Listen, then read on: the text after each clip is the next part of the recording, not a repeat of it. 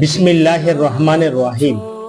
আমরা যদি পরকালকে ভয় করি এবং পরকালকে যদি বিশ্বাস করি, তাহলে আমাদেরকে আল্লাহর ডাকে সাড়া দিতে হবে।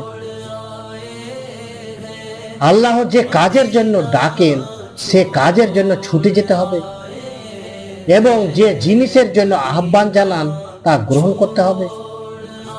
বিষয়টিকে এখানে ঈমানদারদেরকে সর্বোত্তম গুণাবলীর মধ্যে গণ্য করা হয়েছে।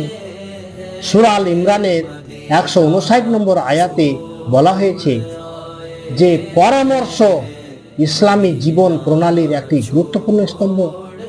পরামর্শ ছাড়া সামষ্টিক কাজ পরিচালনা করা শুধু জাহেলি পন্থা নয়, আল্লাহর নির্ধারিত বিধানের সুস্পষ্ট লঙ্ঘন।